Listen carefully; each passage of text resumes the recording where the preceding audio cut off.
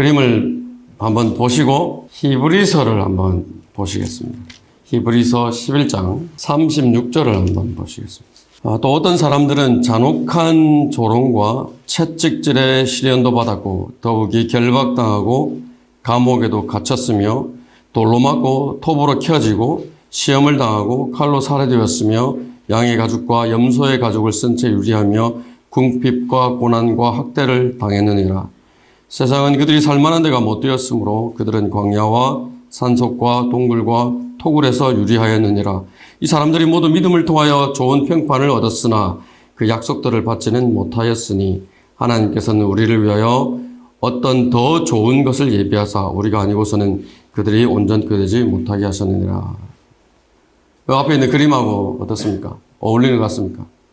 우리가 방금 읽어드렸던 사도 바울이 기록한 히브리서인데 교리적으로는 환란 기간 동안에 또다시 36절, 37절, 38절과 같은 일들이 일어나는 것입니다.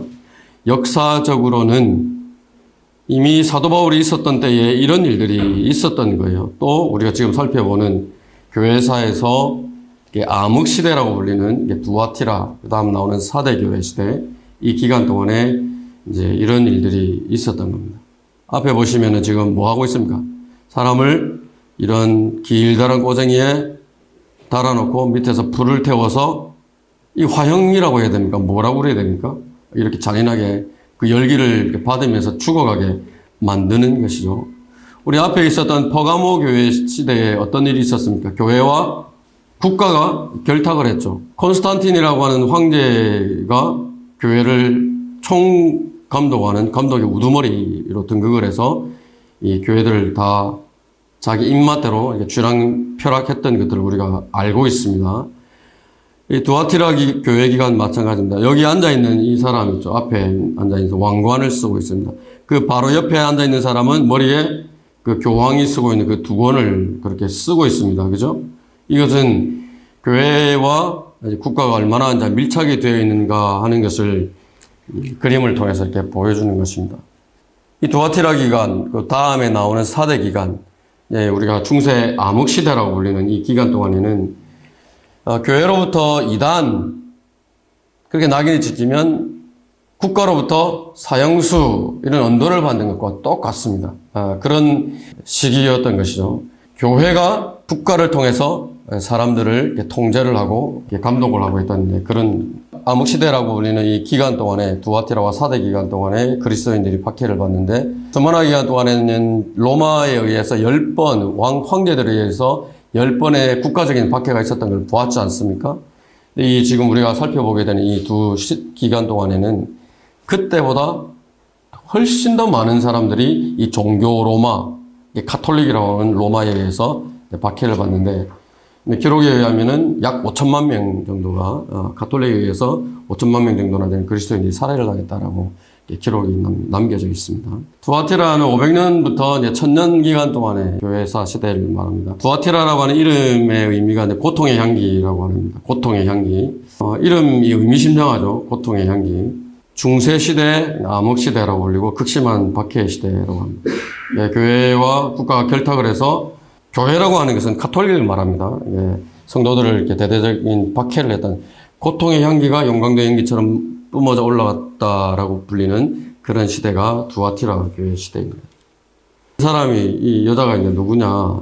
이제 성경에 나오는 이제 이세벨이라고 하는데 요한계시록 2장입니다. 2장 한번 보시죠. 20절 보시죠. 오늘 이 두아티라 교회의 시대에 대해서 집중적으로 살펴보는 게 이제 이 여인에 관한 겁니다. 이세벨이라고 불리는 여인인데 20절 보시면은 그러나 내게 두어 가지 책망할 것이 있나니 이는 내가 자칭 여선지자 이세벨이라는 여자를 용납함으로 그녀가 내 종들을 가르치고 유혹하여 뭐 해가겠습니까? 행음하게 하고 우상들에게 바친 재물을 먹게 하기 때문이더라. 이세벨이라고 하는 여인입니다. 21절에 또 내가 그녀에게 자기의 음행을 회개할 기회를 주었으나 그녀가 회개하지 아니하였도다. 보라 내가 그녀를 침상에 던질 것이며 그녀와 더불어 간음하는 자들도 자기들의 행위를 회개하지 아니하면 대환란에 던지리라 하고 경고를 하고 있습니다.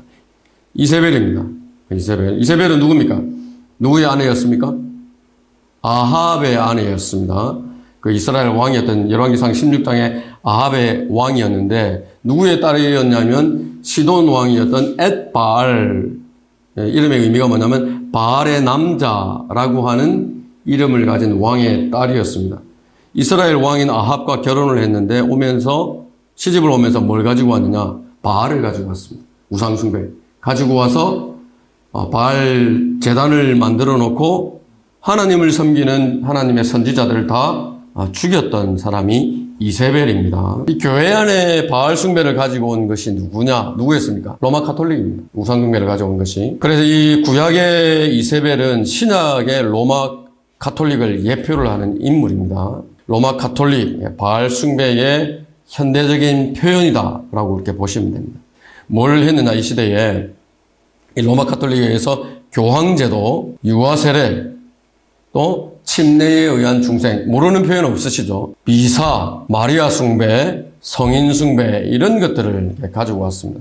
이것이 갑자기 생겨난 것이 아닙니다. 스무나 기간 동안부터 서서히 태동을 해서 퍼가모 기간 동안에 더 정립이 되고 이 암흑시대라고 불리는 두아티라 교회 시대부터는 이것이 본격적으로 자리 잡게 되고 실행을 하게 된 것입니다. 우리가 이제 미사라고 하는 것을 이제 살펴봅니다. 교황이 뭐 하고 있습니까? 이게 뭐냐면은 빵입니다, 빵. 이렇게 들고 기도를 하면 이게 뭐가 되냐면 예수님의 몸이 되는 겁니다. 잔에다가 포도주를 따라 놓고 기도를 하면 이게 예수님의 피가 되는 겁니다. 그래서 이렇게 먹여줍니다. 이 무엇을 말하느냐 하면은 이 사람들은 주일마다 이걸 합니다. 주일 우리가 경배 드리는 것처럼 주일마다 모여서 미사를 드리는데 살과 피를 마시고 있는 겁니다. 예수님을 주일마다 잡아서 먹고 마시는 거예요. 무슨 말입니까? 예수님께서 십자가에서 치르신 희생제는 단번에 드려지신 완벽한 희생제였지 않습니까? 부인하는 겁니다. 단번에 속죄를 부인하고 매주마다 일을 하는 겁니다. 마귀적이죠. 하늘의 여왕입니다. 이게 누구예요? 마리아입니다. 마리아. 여기도 마리아입니다. 예수님이 마리아의 머리에다가 자기 왕관을 벗어서 씌워주고 있는 것입니다. 이것도 마리아입니다. 동양에서 있는 동양 마리아입니다. 자, 이 마리아에 대해서 카톨릭은 뭐라고 부르냐면은 하늘의 여왕이라고 부릅니다. 하늘의 여왕. 예레미야 7장 18절에 보면 이렇게 되어 있습니다. 자식들은 나무를 모으고 아비들은 불을 지피며 여인들은 가루 반죽을 하여 하늘의 여왕에게 과자를 만들며 다른 신들에게 술제물을 부어 그들이 나로 경록케 하였느니라. 이렇게 말씀을 하시는 겁니다. 고대 바빌론 제국은 없어졌습니다. 그러나 바빌론 제국에서 행해지던 우상 숭배 의식은 그대로 남아 있습니다. 어디에 남아 있느냐? 이 마리아를 숭배하는 것이 이 바빌론의 세미라미스라고 하는 여신을 섬기는 그것이 이제 연장이 된 것입니다. 하늘의 여왕이라고 부른다고 그랬죠. 성경이 분명히 우리가 예레미야 7장에서 있는 것처럼 경고하시는 것입니다. 하지 마라. 두 가지 우상을 숭배하지 말고 이 국가와 결탁을 해서 정치 세력과 결탁하는 것 하나님께서 금하시는 건데 이 두 가지를 하고 있는 것이죠. 이 가톨릭 과거도 그렇고 지금도 마찬가지입니다. 일단은 콘스탄틴 대제부터가 이런 정치적인 배경을 가지고 있는 황제였고 또 그 이후로 로마 교황으로 등극했던 사람이 다 뭘 했냐면 이 왕을 이렇게 움직입니다. 이 두아티에라 시대 마찬가지입니다. 자기들의 세력을 유지하기 위해서 교황이 이제 왕들과 교묘하게 타협을 하고 이용을 하는 겁니다. 유럽의 왕들은 다 이 교황들을 위해서 싸웠습니다. 그래서 그 왕들을 통해서 자기 세력을 확장을 해 나간 것입니다. 교회, 카톨릭이죠. 세상 정부를 통해서 이 백성들을 지배를 하고 만약에 반대를 하는 세력이나 반대를 하는 왕이 있다. 그러면 다른 왕, 다른 사람들을 설득을 해서 그들을 쳐서 없애버렸던 그런 일들을 했던 것이죠. 결론은 뭐냐면은 이 교황과 누가 친하게 지내느냐, 누가 잘 결탁을 했느냐, 그러면은 그때에 세력을 쥐게 되는 그런 정치적인 배경들을, 역사적인 배경들을 가지고 있는 것입니다. 피에 취한 장려교회라고 되어 있습니다. 왼쪽 오른쪽에 뭐가 있습니까? 해골들이 있고 해골 뒤에는 뱀 같은 것들이 있고 한쪽에는 또 용이 있고 그렇습니다. 여인 뒤에 피를 흘리고 있죠. 이 미사 매주마다 예수 그리스도의 피를 마시죠. 피에 취해 있다고 말합니다. 수많은 성도들을 교회사 기간 동안에 죽여서 순교자의 피에 취했다라고 이야기를 합니다. 그런데 성경은 뭐라고 말씀하시냐면 이들이 그렇게 피에 취하면 취할수록 하나님의 진노의 포도주 잔은 더 채워지고 있다라고 말씀을 하십니다. 대상은 가톨릭뿐만 아니라 가톨릭과 손잡고 뭔가를 하고 있는 결탁에 있는 이 왕, 세상의 왕들 또한 하나님의 진노의 대상이다라고 말씀을 하신 것입니다. 22절 우리가 이제 펴져 있으니까 뭐라고 경고합니까? 대환란에 던지리라라고 표현을 합니다. 이 이세벨이 누구냐? 요한계시록 17장에 가면 그 정체가 이제 잘 설명이 되어 있습니다. 우리 요한계시록 17장을 펴시고요. 17장 1절에 뭐라고 되어 있습니까? 또 7 보리병을 가진 7 천사 가운데 하나가 와서 나와 대화하며 말하기를 이리 오라. 많은 물 위에 앉은 그 장녀의 심판을 내게 보여주리라 말씀합니다. 18절에 보시면 내가 본 그 여자는 땅의 왕들을 다스리는 큰 도성이라고 되어 있습니다. 바티칸을 말하는 것입니다. 피에 취한 장녀 여인에 대해서 우리 17장에 펴져 있으니까 1절부터 보시면은 표현들이 있습니다. 1절에 큰 장녀라고 표현이 되어 있죠. 2절에는 뭐라고 되어 있습니까? 땅의 왕들도 그녀와 더불어 음행하였다고 되어 있습니다.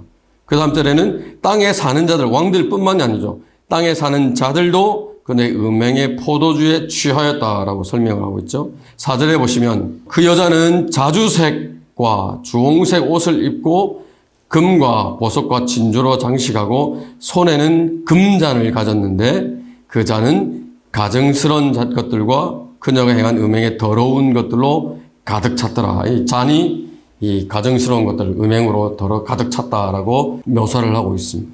큰 장녀이고 땅의 왕들, 땅에 사는 자들과 음행을 하였고 자주색, 주홍색 옷을 입고 금과 보석과 진주로 장식을 하고 있고 음행이 더러운 것들 가득 찬 잔을 들고 있다고 설명을 하고 있습니다. 성도들의 피에 취한 장녀입니다.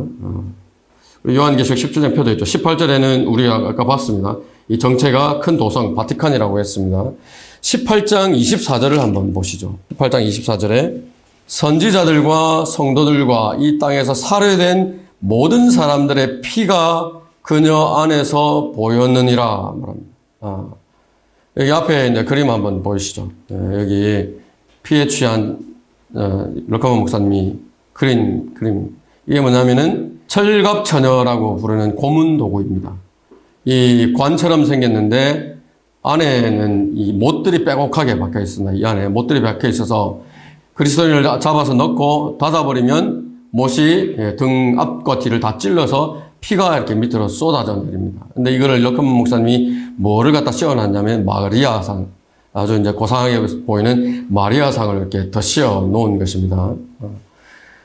겉은 어떻습니까? 겉은 거룩한 성모의 모습인데 그 안은 뭡니까? 성도들을 잡아서 죽이는 잔인한 고문 도구가 있습니다. 이 럭커먼 목사님께서 그림을 아주 기가 막히게 잘 표현을, 가톨릭에 대해서 잘 표현을 해놓은 것입니다.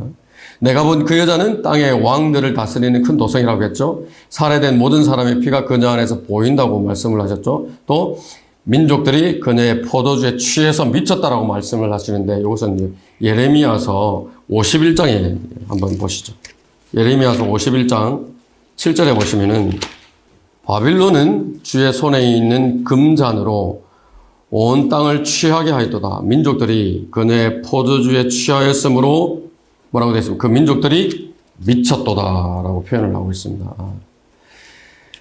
우리 하나 더 찾아보시죠. 잠언 30장으로 가십니다. 잠언 30장. 이게 이제 내용이 막 이게 재밌는 내용은 아니지만은 우리 역사입니다. 우리 기독교의 역사이고 우리의 믿음의 선배들이 어떤 과정에서 믿음을 이렇게 지키면서 어떤 일들을 당했는지 우리 이제 뿌리를 찾는다라고 생각을 하시고 보시면 좋습니다. 30장 20절 보시죠. 간음하는 여인의 길도 그러하니라. 그녀가 먹고 입을 씻으며 말하기를 내가 악을 행하지 않았다. 분명히 해놓고 돌아서서 하지 않았다라고 하는 것이 누구라고 했습니까? 간음하는 여인. 이것이 딱 잠언 30장 20절에 이 모습이 정확하게 로마 가톨릭을 묘사하는 온갖 뒤로는 온갖 악행들을 다 저지르고 해놓고 겉으로 보일 때는 아주 거룩한 모습들로 이렇게 보이는 그런 모습인 것이죠. 하나 더 찾아볼까요, 우리? 에스겔로 가보십니다. 에스겔 16장 에스겔 16장 35절입니다. 16장 35절에 그러므로 창녀야 너는 주의 말씀을 들으라. 주 하나님 이같이 말하노라. 이는 너의 더러움이 쏟아져 나오며 내 애인들과 내 가정함의 모든 우상들과 더불어 가진 내 음란한 짓을 통하여 너의 벌거벗음이 드러났고 또 내가 그들에 주었던 내 자녀들의 피로 드러났기 때문이니 보라 그러므로 내가 내 모든 애인들을 모으리니 내가 더불어 즐겼던 자들과 내가 사랑했던 모든 자들과 내가 미워했던 모든 자들이라. 내가 너를 대적하여 사방에서 그들을 모아 그들에게 너의 벌거벗음을 드러내어 그들로 너의 모든 벌거벗음을 보게 하리라.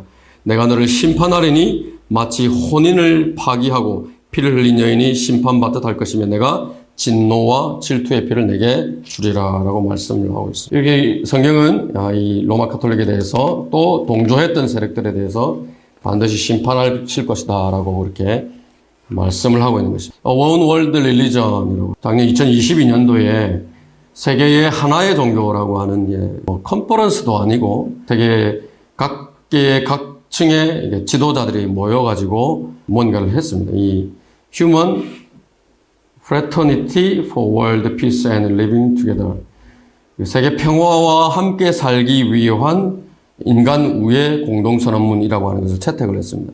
여기가 어디냐면은 아랍에미레이트에 있는 아부다비입니다. 아부다비에 뭘 세우기로 했냐면은 하나의 세계 종교 본부를 세우기로 서명을 했습니다. 이 프란시스 교황이랑 이슬람 수니파 대표인 이 하마드라고 하는 사람하고 이렇게 조약을 맺었습니다. 이거는 이제 조감도입니다. 이렇게 세울 거라고 조약을 맺는 게 여기서 세우기로 했는 앞에 보셨던 원월드 릴리전 이 타워 이 이름이 뭐냐면은 아브라함의 가족의 집입니다.